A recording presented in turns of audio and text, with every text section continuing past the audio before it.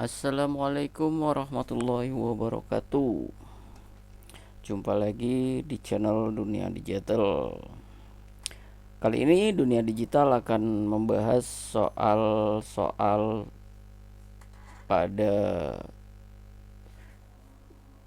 seri guru belajar Kemendikbud, khususnya untuk teman-teman honorer yang ingin mengikuti tes P3K di Mapel TIK. Semoga Dunia Digital bisa menemani teman-teman untuk belajar bersama, membahas soal-soal yang ada. Oke, buat teman-teman yang belum subscribe, silakan tekan tombol subscribe dan tanda lonceng untuk mendapatkan info-info terbaru video dari kami. Video-video Dunia Digital seputar tutorial, info-info terbaru di bidang dunia digital. Langsung saja kita lanjut. Untuk soal pertama, pada teknik atau metode hierarchical token bucket terdapat 3 parameter penyusun, yaitu rate, shell, and random early detection. Parameter untuk menentukan bandwidth maksimal yang bisa digunakan oleh setiap kelas, yaitu di sini pada soal sudah disebutkan 3 parameter yang dimiliki pada teknik HTB. Jadi ada rate, shell, dan random early detection.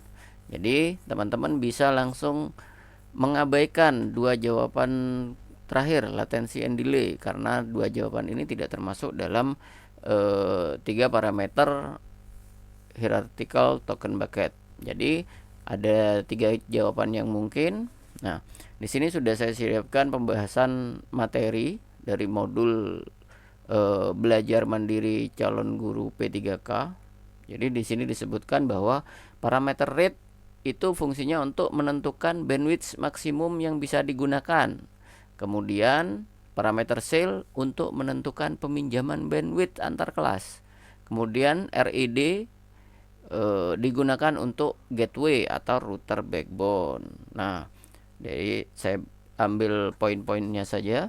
Jadi dari pembahasan ini bisa disimpulkan bahwa untuk jawaban soal ini adalah A, yaitu rate, karena memang rate tadi fungsinya untuk menentukan bandwidth maksimal yang bisa digunakan oleh setiap kelas. Oke, lanjut soal kedua. Passive splitter direkomendasikan untuk dipasang pada, di sini passive splitter pada modul belajar mandiri calon guru P3K Kemendikbud kebetulan tidak dibahas tentang passive splitter. Nah, kemudian bagaimana kita menjawab? Nah, setelah saya browsing dan mencari informasi tentang passive splitter, ternyata passive splitter fungsinya adalah untuk membagi. Jadi sebagai di sini kata splitter adalah untuk memecah. Jadi dari fungsi itu bisa disimpulkan bahwa kunci jawaban yang ada di seri guru belajar tryout P3K itu adalah sentral atau gedung pelanggan. Jadi karena memang fungsinya untuk mecah. Jadi satu sumber biasanya passive splitter digunakan pada kabel fiber optik. Jadi satu fiber optik dipecah untuk menjadi beberapa cabang. Nah, di sini jawaban untuk soal ini adalah sentral atau gedung pelanggan. Jadi dari satu sentral ke beberapa pelanggan. Nah, untuk nomor 3, sebuah metode yang diterapkan untuk mengatur besarnya bandwidth yang akan digunakan oleh masing-masing pengguna di sebuah jaringan sehingga menggunakan bandwidth akan terdistribusi secara merata disebut. Ini pada modul sudah disebutkan. Jika teman-teman sudah membaca modul guru belajar mandiri, maka teman-teman akan bisa menjawab soal ini. Nah, di sini disebutkan bahwa metode manajemen bandwidth merupakan sebuah metode yang diterapkan untuk mengatur besarnya bandwidth yang akan digunakan oleh masing-masing pengguna di sebuah jaringan sehingga pengguna bandwidth akan terdistribusi secara merata. Nah, di sini maka kita jawab bahwa jawaban yang benar adalah A. Kalau teman-teman mau bahas lebih dalam, sebenarnya sangat mudah karena jawaban-jawaban yang lain itu tidak sesuai dengan soal, seperti misalnya hanya bandwidth, latensi, throughput. Kita semua sudah paham apa masing-masing dari kunci jawaban ini. Kalau teman-teman masih bingung, nanti akan kita bahas satu-satu tentang pilihan jawaban ini, karena semua di modul belajar mandiri sudah disediakan materinya. Nah, kemudian soal keempat, merupakan sekelompok perangkat pada satu LAN atau lebih yang dikonfigurasikan menggunakan perangkat lunak pengelolaan, sehingga dapat berkomunikasi seperti halnya perangkat tersebut terhubung ke jalur yang sama, padahal sebenarnya perangkat tersebut berada pada sejumlah segmen LAN yang berbeda. Nah, ini merupakan pengertian dari apa? Nah, di sini teman-teman bisa sebenarnya mencoret pilihan jawaban yang sangat tidak mungkin. Jadi misalkan HTTP itu sudah tidak mungkin karena HTTP adalah bukan bagian dari topologi jaringan. Kemudian bagaimana dengan MAN, VLAN, LAN, dan WAN? Nah, ini pembahasan yang saya siapkan. Kenapa saya anggap langsung VLAN? Karena di sini yang logis adalah VLAN. Kenapa? Karena MAN, LAN, dan WAN adalah topologi jaringan kecil yang di sini di soal juga disebutkan terdiri dari sejumlah segmen LAN yang berbeda. Berarti LAN juga bukan jawaban. Nah, jadi jawaban yang benar adalah VLAN. Oke, kita lanjut lagi ke soal yang kelima. Salah satu fungsi dari switch adalah, nah, fungsi switch sudah saya siapkan screenshot materi di sini. Apa sih switch? Jadi pada seri modul guru belajar mandiri sebenarnya disebutkan beberapa perangkat pendukung dalam sebuah jaringan, namun tidak secara detail disebutkan fungsi dari masing-masing perangkat tersebut. Jadi di sini dari pembahasan ini disebutkan bahwa switch adalah komponen pajanan yang digunakan untuk menghubungkan beberapa hub, atau juga bahwa switch merupakan sebuah komponen jaringan komputer fungsi menghubungkan beberapa perangkat komputer supaya bisa melakukan pertukaran paket, baik itu menerima, memproses, serta meneruskan data menuju perangkat lainnya. Jadi fungsinya itu, switch adalah untuk menerima, memproses, serta meneruskan data. Nah, dari pilihan-pilihan jawaban ini, dari penjelasan tadi, yang sangat mendekati adalah mentransmisi data. Jadi menurut saya yang sangat mendekati adalah jawaban poin C. Karena kalau A hanya menerima, B hanya mengubah, D hanya penghubung, dan E hanya media. Jadi yang benar adalah mentransmisi. Dia menerima, memproses, serta meneruskannya.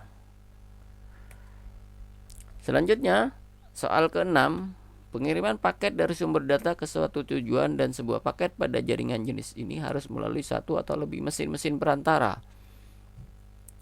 Seringkali harus melalui banyak route yang mungkin berbeda jaraknya. Kondisi ini dinamakan sistem jaringan. Nah, di sini ada infrastruktur, WiFi, point-to-point, terkoneksi, dan broadcast. Yang sangat jelas di sini dari soal disebutkan bahwa harus melalui satu atau lebih mesin-mesin perantara. Nah, dari ini bisa kita hilangkan kunci jawaban infrastruktur, WiFi, terkoneksi. Ini sudah tidak masuk. Jadi yang pilihan mungkin ada point to point dan broadcast. Nah, kita lihat pembahasannya. Nah, jenis jaringan itu ada point to point dan point to multi point. Jadi yang benar adalah point to point, karena untuk point to point biasanya digunakan untuk jarak jangkauan yang relatif dekat. Jadi sudah tidak sesuai dengan soal yang mungkin berbeda jaraknya. Di sini ada poin mungkin berbeda jaraknya. Jadi jawaban yang benar adalah C, point to point. Nah, kita lanjut ke soal ketujuh. Terdapat banyak teknik manajemen bandwidth yang digunakan untuk mengatur bandwidth. Teknik yang berfungsi untuk mengatur pembagian bandwidth secara hierarki yang dibagi-bagi ke dalam kelas sehingga mempermudah pengaturan bandwidth disebut teknik. Nah, ini adalah teknik pengaturan bandwidth. Di modul guru belajar mandiri juga sudah dibahas beberapa teknik manajemen bandwidth atau HTB, manajemen bandwidth system, maaf. Jadi untuk soal nomor 7 ini tadi sebenarnya di soal sebelumnya sudah sempat dibahas, jadi tentang HTB. Ya, HTB adalah metode yang berfungsi untuk mengatur pembagian bandwidth secara hierarki yang dibagi-bagi ke dalam kelas sehingga mempermudah pengaturan bandwidth. Nah, di sini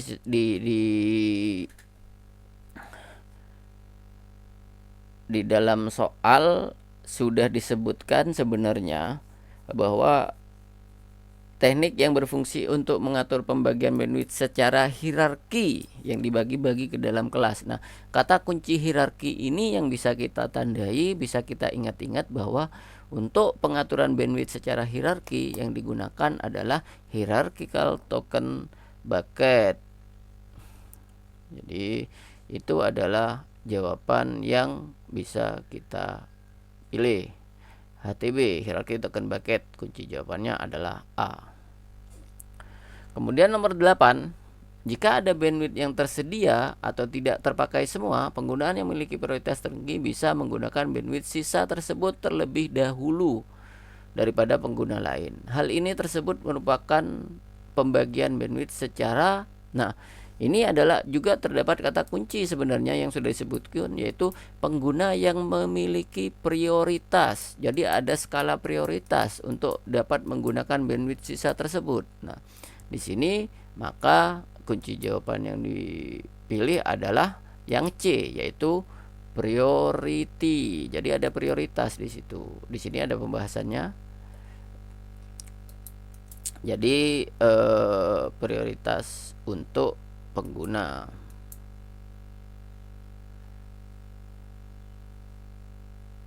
Oke, kita lanjut ke soal nomor 9.